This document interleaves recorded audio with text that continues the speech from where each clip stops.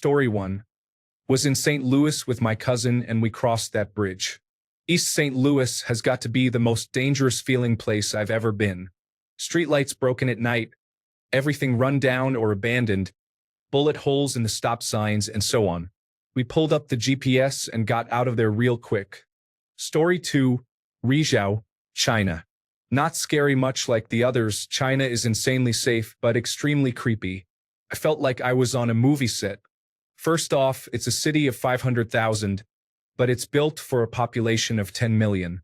It's not like those ghost cities out west where there never was anyone. It seemed like it was actually a big city, but everyone just left suddenly. The beaches were well-maintained and empty. The buses ran frequently and were empty. The streets were lined with all the usual Chinese things and were empty. We went into a breakfast restaurant and the food was great, but we were the only customers and the staff seemed surprised to see us. We asked for directions to the famous fish market. No one there could tell us where it was. It turned out to be about 750 meters away. It was massive and filled with vendors selling huge quantities of incredibly fresh fish. It was mostly empty. Also, almost everything was open until the early hours of the morning, if not 24 hours. This is unusual even in the biggest Chinese cities, let alone this abandoned town. It was just an unsettling experience all around. Story 3. Juarez, Mexico. I am an Irish and Mexican redhead. I went with my cousins to see my aunt and uncle. At the time, 2007, it was the most murderous city on earth. My family members were in a cartel. There was a cartel war going on and had armed men all around at all times. Despite all the money, cars, and opulence at their home, it was like being in prison. The tension in the air was thick. I was treated like a king, but that whole week, I was terrified inside. It was a different world. I was told, no matter what happens, do not call the police. They worked for the other guys. I was told that if violence broke out and anyone made it through the gates, to grab a gun and shoot myself. That would be the best possible outcome. I haven't been back. Story 4. I ended up driving through this tiny town in the middle of Nevada that I assume used to be a mining town. It looked like a steady paycheck hadn't been seen in this town for 20 years. The houses were all dilapidated, and the locals looked just as worn out. Bullet holes and burn marks could be seen on pretty much every building. The only reason I drove through the town instead of just sticking to the main road was to top up on gas. But I couldn't find anything, not even a small convenience store. It must have been difficult for those folks considering the closest town with an actual store and gas was around 70 miles away. Edit. I took a look via Google Earth at some of the townspeople mentioned, and I found it. Gabs, Nevada. Definitely not a place I'd want to go back to. Story 5. Garberville in Humboldt County, California, in the 1990s. This was way before marijuana was legal, and as an outsider, you were absolutely looked at like you were a federal agent. Scariest damn town I've ever stopped in. They made a documentary about the area. If I recall correctly, it's called Murder Mountain. Story 6. Juarez around 2007. They told me that the cartel had some heads hanging from a bridge for everyone to see, and they didn't get taken down until several hours later. Story 7. St. Louis. It was strange for a few reasons, but the scariest was when I was leaving the hotel. My mom, my 2 large dogs, and I were staying there when we saw a man tampering with my car. The hood was propped open. As I started raising my voice and approaching with my large barking dogs, he ran away. I made sure to push the hood down so it would latch, or so I thought. We loaded the car and drove away as fast as possible. As soon as we got on the freeway, the hood blew up and almost hit the windshield. I honestly have no idea how it didn't. Maybe a safety feature? So I had to pull over and resecure it. The person obviously messed something up on purpose because he pulled up behind us. I got back in the car. My dogs and mom were extremely agitated, drove slowly, put my hazard lights on, and my mom called the emergency services number. He sped off after taking pictures. The weirdest experience of my life. The hotel was so sketchy, and my intuition was telling me to leave the entire time. I honestly think the man was in on something with the hotel staff or was hotel staff himself. My 2 dogs were extremely on edge, and they are generally easygoing. The license plate numbers were stolen, and the police couldn't or wouldn't do anything. Story 8, New Orleans, I loved it. But right outside the touristy areas gets a little sketchy, including the guy on drugs who broke into our hotel. He also cut himself crawling through the glass window and bled all over the hotel trying to kick people's doors in. The food was good, though. Story 9, Hollywood. Not scary in a physically dangerous sense, just eerie and unsettling. After seeing the Walk of Fame and the Hollywood sign, it just had this weird vibe overall. I wish I could articulate it better, but it felt strange for sure. Story 10, Compton in the mid-90s. We lived in the Valley, and for some reason, one time we had to get off the freeway and ended up in Compton. There was something wrong with our car. I remember my dad just telling us to stay in the car while he fixed it, and we got out of there. Heard gunshots and saw some sketchy stuff in the 30 or so minutes we were there. Story 11, Nuevo Laredo, Mexico. Not all, but whenever I was in San Bernardino, I got off the freeway at night to stop at a gas station to call my sister for directions. When I told her my cross streets, she said, "Get back on the freeway right now." I looked up, and people were circling my car and tapping on my window. Story 12. It's not a city, but Pine Bluff, Arkansas had me on edge. Edit. I've traveled all over the country to various counties for work in my previous profession. Pine Bluff was the only place I had multiple people essentially chase my vehicle for turning down the wrong block. Story 13. I went to college in a city in central New York primarily run by the mafia. It was ranked as one of the 10 safest cities in the United States at the time. You could walk anywhere as long as you didn't interfere. In the 4 years I was there were 3 murders. A guy who turned state's evidence was shot in a crowded bar, but no one saw or heard anything. Another locked themselves in the trunk of their burning car. It was ruled a suicide. And someone jumped into the river in midwinter, another suicide. Story 14. I'm not sure, but I've heard a lot about Detroit, Michigan, and although I was only there for a few hours waiting to catch a bus that never showed up, I was shown nothing but love and respect from the locals. Very friendly people. The scariest place I've been to is where I currently live, Springfield, Ohio, known for gun violence and drugs. Story 15. Furnace Creek, Death Valley. Beautiful, lovely, calm, but if you wander away during the day, you will die in every way, including the meat of your feet cooking like chicken breast until you keel over, unable to walk or survive. Story 16. Had a convention there a few years ago. I was told not to stray more than a block from the hotel that was in the nicest area downtown. Later in the day, while riding in a taxi, I asked the driver if this was good advice, and he agreed. He immediately turned and pointed to the street corner while we were stopped at a red light and said a man was shot in the back of the head in the middle of the day in front of the nicest mall in town. Story 17. New Orleans, but I haven't done much traveling, so I don't have many comparisons to go off of. It's an amazing city, but crossing the street was terrifying, and I got catcalled constantly. Story 18. Boston. I don't believe in ghosts, but Boston is either haunted or haunting.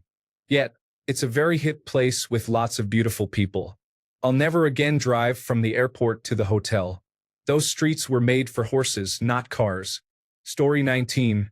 Kandahar is a bit unsettling. Baghdad is a bit unsettling. Phnom Penh is also a bit scary. However, not all travel is about having a safe and comfortable experience. America, in general, is a bit frightening. I suppose a big difference is in the 3 cities I mentioned earlier. A person can get shot for a reason. In United States cities, a person can get shot for no reason. Story 20. I'm laughing at all the American cities listed here. Canadian cities get straight-up guffaws. It was Guatemala City for me, but that's just because the driving was terrifying. The buses were awesome, though. My travel companion, who has worked all over the world as an Army Ranger and Department of Defense employee, would not allow us to leave the hotel after dark. That said, visiting Tikal was one of the most amazing experiences of my life. Highly recommended. Wonderful people and incredibly affordable. I have a friend from Honduras, and the stories he has shared are nightmare fuel. He would sit in the hospital while his dad was dying of cancer and regularly see MS-13 members coming in missing arms from machete attacks. Story 21. Parents getting lost in Chicago around 1993 to 1994. Me in the back seat, and them stopping to figure it out. I look out the window and realize we're sitting right across from Cabrini Green, featured in the original Candyman. I tell them to lock the doors, put the windows up, and keep driving. Story 22. Worked in a sketchy part of Oakland a few decades ago. Got chased and threatened more than a few times. Had to just floor my car on one occasion when a scary guy tried to stop me in the middle of the street. Story 23. Probably São Paulo.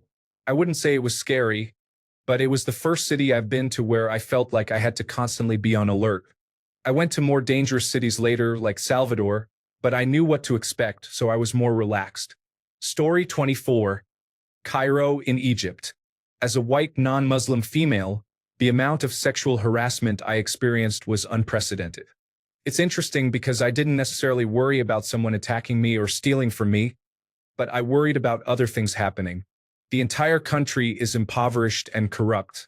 At one point, I saw a police officer hold a child, like 7 years old maybe, at gunpoint because the child was acting out and he thought it was funny. At another point, a person got hit by a car and a couple of bystanders were doing everything they could while most kept on walking as if nothing was even happening. I was at a restaurant near there and it took over 30 minutes for an ambulance to get there. I'm unsure if he made it. I can't even tell you how many homeless children I saw begging for food or money with no parents anywhere to be found. I've been to other countries where this is a common scam tactic, but this was totally different. The reality is that when a country is that corrupt, public safety goes out the window. That is actually what scared me most about it. Story 25. I can't be the only one to say Indian reservations, right? Wild and sketchy as hell, with narcotic abuse, alcohol abuse, extreme poverty, and domestic violence everywhere. Story 26. I was separated from my family on our vacation to Florida, and I got stuck in New York City for a few days. I was chased around the city by criminals, startled by a terrifying old lady covered with pigeons in the park, and teased by what I presumed to be prostitutes. I thought I was safe in my hotel, but even the staff treated me like a criminal and tried to have me arrested. Story 27. Belize City. The airport is located there, and I reserved a hotel room at Golden Bay, planning on taking shuttle boats to nearby islands. The hotel was nothing like the pictures presented online. It was under massive construction. I requested a waterfront room. My view was nothing but scaffolding, pipes, and drywall, and it was so noisy. The rooftop restaurant was closed. So I decided to walk around and explore. Not recommended. Buildings were half torn down in total disarray, with street gangs, graffiti, and busted-up sidewalks. It was really the pits. I needed to go to the post office the next day, and I didn't feel safe walking for blocks, so I took a taxi. Story 28. Istanbul for me, not particularly scary, but I never had that level of anxiety in my life. People were following me around trying to sell me things. I'm a bit taller and bigger. Basically, it's written on my forehead that I'm a tourist. Istanbul is beautiful, but I'm not going back. Sorry. Story 29. Albuquerque, New Mexico. I dropped off a rental truck there and got a ride to a sketchy hotel, chosen for its proximity to the airport. Not having my own transportation made me very anxious. At the hotel, the line of people in front of me couldn't provide a credit card for a room, so the line got shorter quickly. The small, strange elevator had stains nearby, so I took the stairs. I gave my driver $10 to let me stop and get food, so I wouldn't have to leave until it was time to go to the airport. I went to the room with my bags and food, locked everything, and wished for more locks. The food was great. I lived on the south side of Atlanta for 4 years and never felt this uneasy, though I did get my carry permit in Atlanta. Nothing like East St. Louis apparently, but that's my story. Story 30. I saw a dead body on my way to the bus terminal, just lying on the sidewalk. There were people standing around him, smoking, drinking, and just having a good old time while the man is just dead, like really dead, stiff, purple, and blue. Wildest thing I've ever seen. No one gave a single thought. Story 31. Jackson, Mississippi. I got off the highway. A police officer flew in front of me, blocking my path down the off-ramp. I waited as traffic started building up behind me. He got out of the car and said there was just a triple homicide up ahead and I needed to turn around. I obliged, pulled the U-turn, and narrowly drove back the wrong way onto the highway past the other stopped cars who soon followed. Estoy 32, San Salvador, El Salvador. I had to go there for a client. I wasn't allowed to leave my hotel without my armed driver. My client was within walking distance from the hotel, on the same street. I could see the building from my hotel. I asked why I couldn't just walk there. They said I wouldn't make it that far. Story 33. I can't remember the name, unfortunately, but I stayed in a little village on the outskirts of a border city between Belize and Guatemala during a medical aid trip in Belize. It was essentially a little church camp, and there was a rickety bridge that led across to the Guatemala side. We were told by the person hosting us that if we crossed that bridge unsupervised, we would most likely be kidnapped, held for ransom, or trafficked by cartels. It was as serious as a heart attack. Story 34. Salton Sea, California. Stopped there driving to Los Angeles and wanted to look at the sea itself, and everything was so run down and abandoned.